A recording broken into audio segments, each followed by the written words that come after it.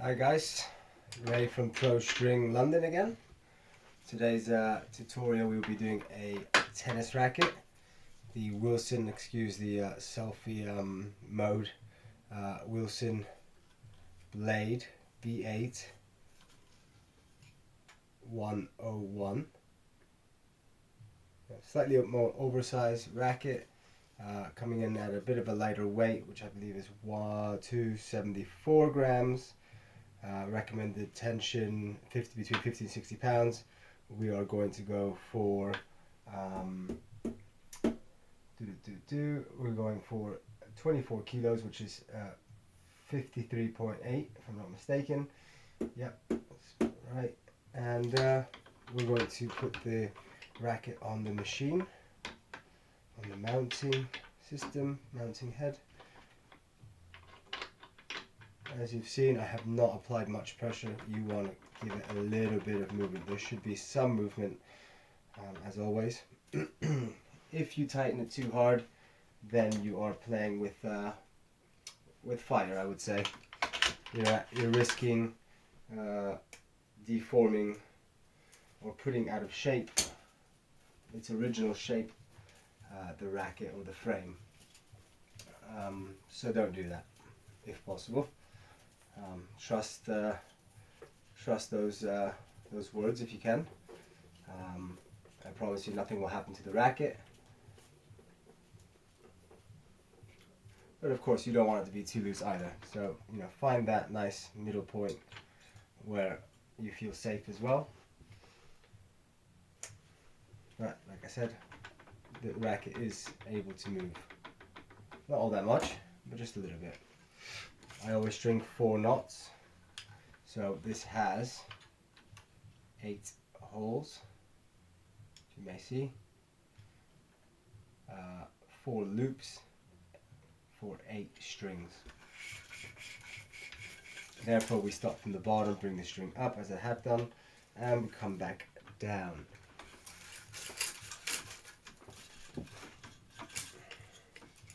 So this is a lighter racket, more for maybe somebody that's looking for a bit more power, without being sexist, without offending anybody, please. This is more, I would say, potentially more of a ladies racket, or male or female, someone maybe a little bit older, 60 plus maybe. I always tend to tell people don't use a oversized racket unless it's absolutely necessary, or if someone that struggles to create power, or somebody you could maybe even for recreational purposes. Then obviously then it doesn't matter too much. 3, 4, 5, 6, 7. It's a 16, 19 stringing pattern, if I'm not mistaken. This will tell me here it's quite dirty, but I know this racket as well, so if I'm not mistaken it is a 16, 19, but it's quite dirty. Therefore I can't see it as I would normally.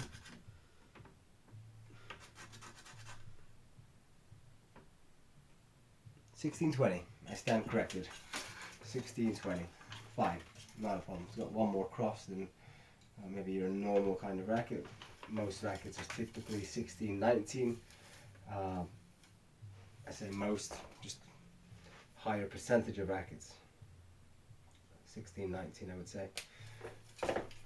As you saw, I measured one side with the frame, and then all I did was measure the 2 pieces of string side by side with the long side and short side, and it gave me this, as you can see. 2 equal sides, 2 equal measurements. Clamp on the top, because if we clamp on the bottom that just will not work.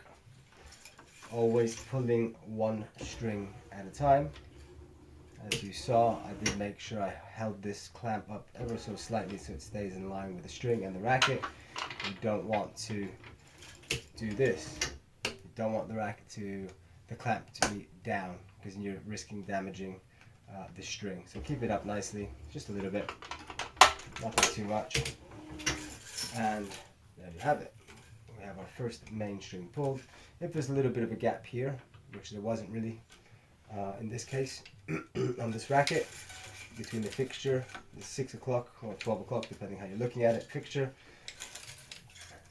just, you know, if it is separate, just give it a little move forward. Again, don't apply too much pressure. In fact, I don't apply any. I just make sure it's touching, and that's that. In case I haven't mentioned, this is Wilson Bayardo Original that I'm stringing on today. Again, 53.8, which the client wanted 24 kilos, which is 53.8. 2.2 pounds to the 1 kilo.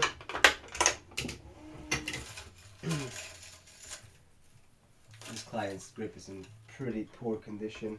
Have asked them, would you like me to change it? They said no. Either they just don't want to change it and spend the extra money, which is absolutely fine, or they might have some of their own grips, which is also fine. I always offer the service if I see that, you know, any part of the racket, whether it's the grommets, the grip, if they want us to change anything for them. I'm very adamant normally about grommets. You know, save your racket. Some people have a lot of money and don't care for one reason or the other. Some people will change them. Some people will just let the racket go and buy a new racket every year. Some people won't change racket in 30 years. I actually had somebody bring 2 rackets in the other day for stringing from the late 1980s. Some of the first graphite rackets. They were nothing special. I think they were Wilson. Oh, can't remember what they were now. Nothing special though. They weren't good rackets even in the 80s. Middle tier, let's say. Right, I'm on my sixth main. I did 3, and another 3 on this side. It doesn't matter which side you go to after doing the first 3 and 3 on each side, as long as you're always stringing evenly to avoid any type of deformation of the racket or damaging the frame of the racket. Always good practice to do that.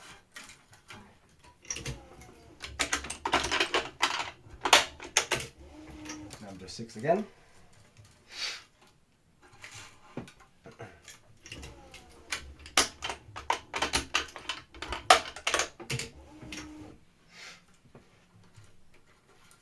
And now 7. I'm actually stringing with the Pro String pure multi-filament strings. It's 130 millimeters. So I've upped the tension on the last main on this side, 15%. So we've gone 15% higher on the last string to avoid tension loss. So I'm going to do this as slow as possible, see if you guys can see it. I will make a video eventually with just the Parnell knot. I made a single simple knot. Now I go down, grab the string, fold it upwards and back through the first knot I did on the bigger side of the loop, or knot. You'll always see the slightly bigger side, I find. And without pulling too hard, there you have it. First knot complete. Cut it nice and short. Do not leave the string too long. A good tennis player will find that. Or not even, doesn't have to be good. Someone that understands a little bit about stringing or what a good job looks like will think that that's not correct. And you could even lose a client over it. It just shows that, you know, how, you know, your type of professionalism, how professional you are. Okay, I've upped the tension already on the last main. Nice and close without touching the frame. Don't know if you can see the gap. There's a tiny gap here.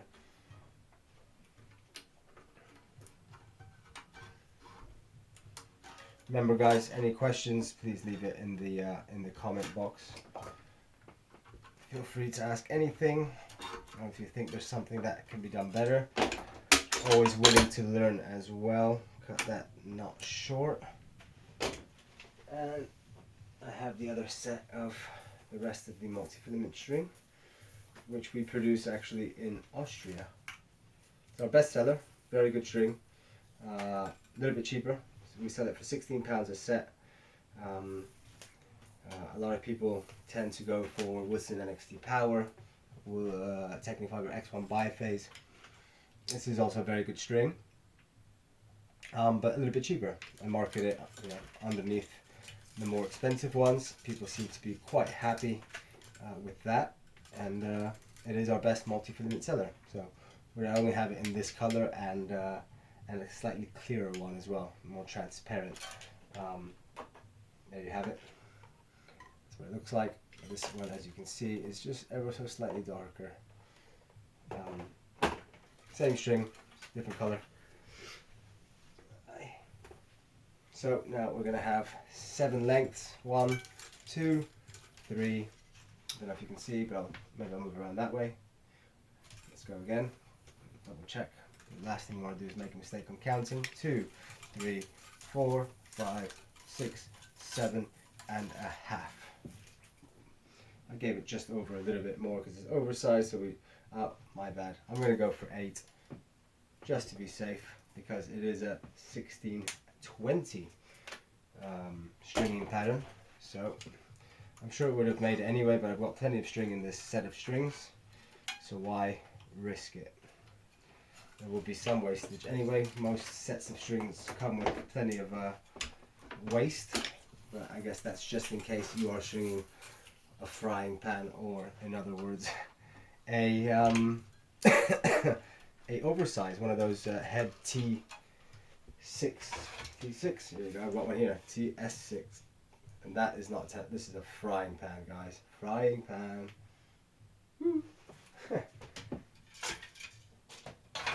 See, that's the kind of racket that, again, I wouldn't even say men or ladies, anyone that just plays recreationally, and anybody over the age of 60, 65 that really struggles to create power.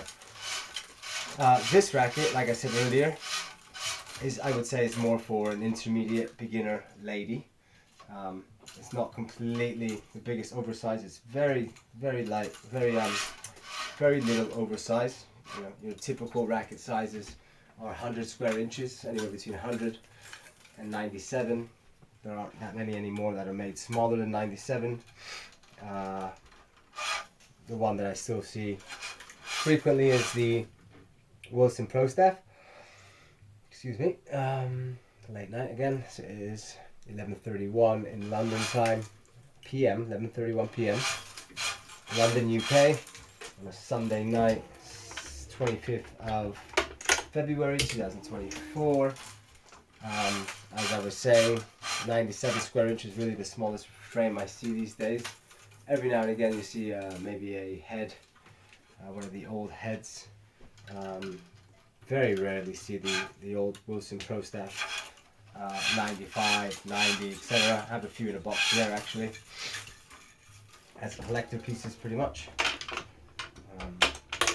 Tend to be a bit of a sucker for old school rackets. Got the Agassi. I think it is the oversized. Talking about oversized, let's have a look. Just real quick, without getting too sidetracked. Who remembers that one? Okay, it is the oversized. It's the Tour Radical Tour, Head Radical Tour, made in Austria, 630 centimeters squared, which I'm pretty sure is good question. 100, 1820 stringing pattern. 630 is that 100 square inch? It could be 100 square inch, I'll have to look into that. I can't remember always. I work more in square inches instead of centimeters squared. But that was a nice Agassi racket back in the day. So always make sure it's always the opposite of the top string. As you can see, I have always 2 strings woven or weaved woven. I always get that wrong. System's called one ahead, one in front. Makes life a bit easier when it comes to weaving the string.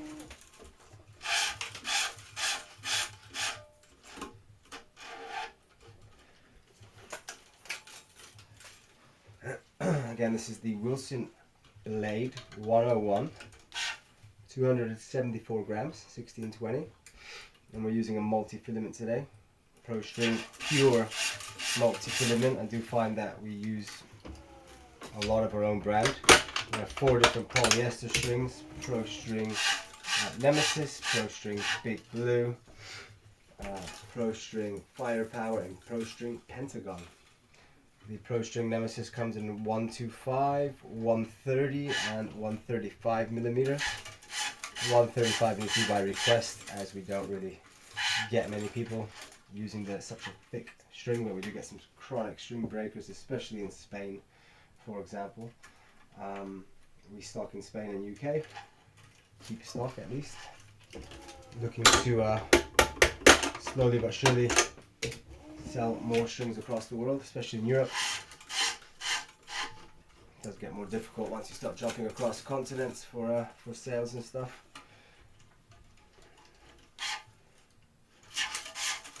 But of course, happy to sell anywhere.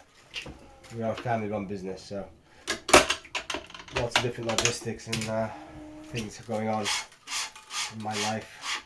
I am at home, stringing from home. I have a room completely dedicated to racket restringing. Maybe at the end of the video I'll quickly show you guys what this room looks like. To my left I have a rack on the wall with probably 30 rackets, more, 40, that I sell. Those are all for sale, some new, some second hand. And then everything else that needs to be restrung is in that corner. So remember guys, always opposite to the string, always opposite to the top string that you've weaved.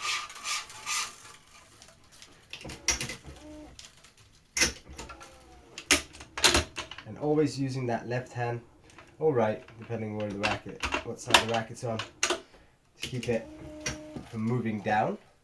And then you have to then push it back up when you finish the racket, and then you lose tension.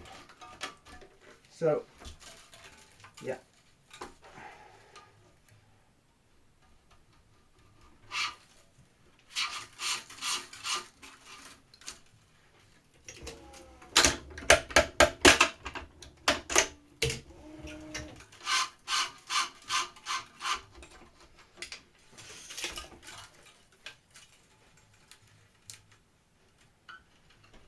Just thinking out loud a little bit here.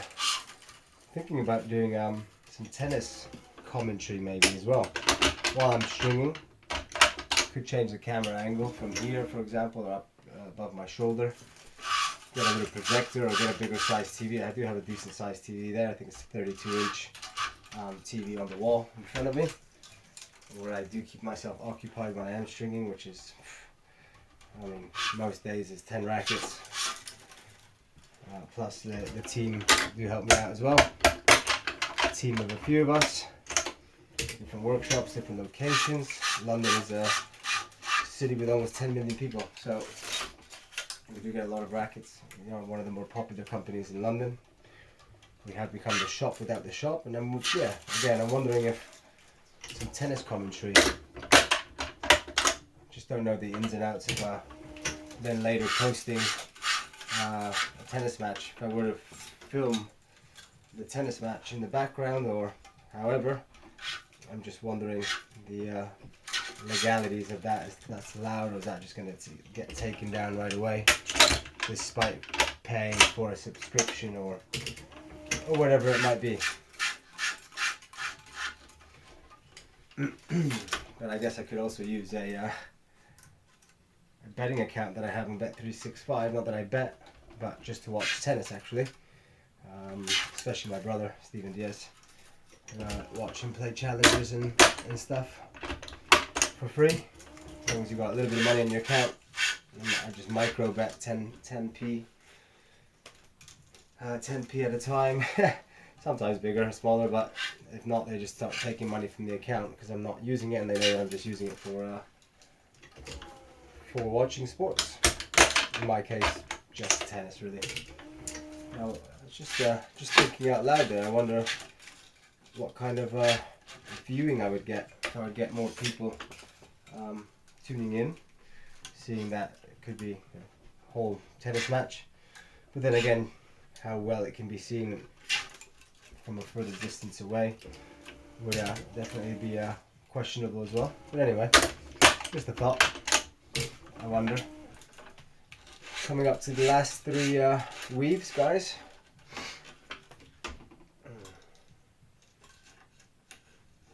Hope you guys have.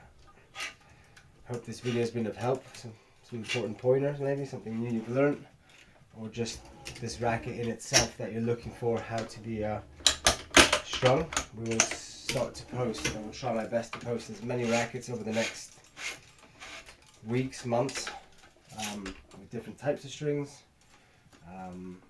natural cut, polyester, multi-filaments.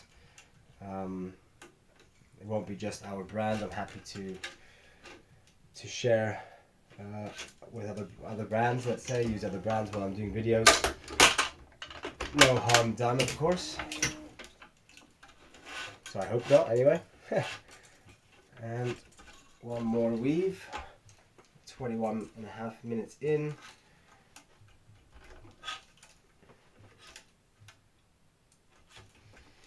I'll actually add a little sticker. I always, to every tennis racket or squash racket that has the neck and space inside, always add a little sticker, which I'll show you guys now.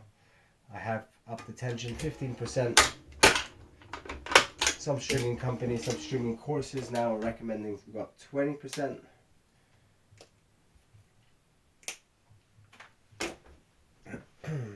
And I'm going to tie the knot right here in the most obvious space closest to, so you've seen I've just done one single simple knot for now, but I just want to see if you guys can see. There is no point in me going to any other holes to tie the knot. This is the nearest one. It's already been used. It seems okay place to tie the knot. Nothing wrong with it. The closer you can stay, the less tension drop as well. Make sure, so I've done that knot pretty quickly. Hopefully you guys can see it. Parnell knot. Don't pull the string too tight, too hard, unnecessary, and you risk breaking it. And one more time, and we're done. I'll write that sticker out now.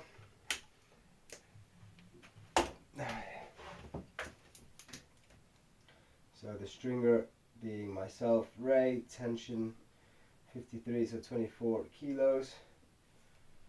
String pure multi. Can't fit it all in, so P multi.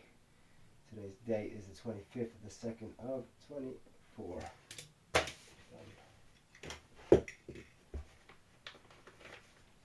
you can see, little stickers that we use, very helpful to the client. My phone number, the name of the company, of course, our logo, stringer, date, type of string used or string used, and tension. Some people hate them, take them off straight away, but those are the ones that make me laugh sometimes. Do you remember what you did for us last time? So all the invoices I do send out do have the type of string we've used, not the tension though. It's just much easier for us to put it on this little sticker label. And then a lot of people, oh, I liked what you did last time. You remember what tension you used. Straighten up any strings that need to be straightened. Hopefully not too much.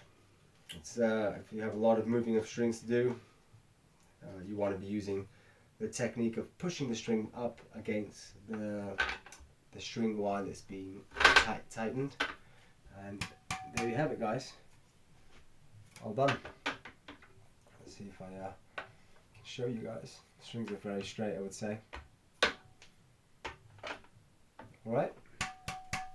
There you have it again. The Wilson Blade V8 101, 274 grams, 1620 stringing pattern. All done. The knots. Look at the knots. You can see them nice and short. Yeah. Two there. one over here, and then one at the bottom. Again, nice and short. Alright guys, again, hopefully this was helpful, and take care. See you soon. Bye bye.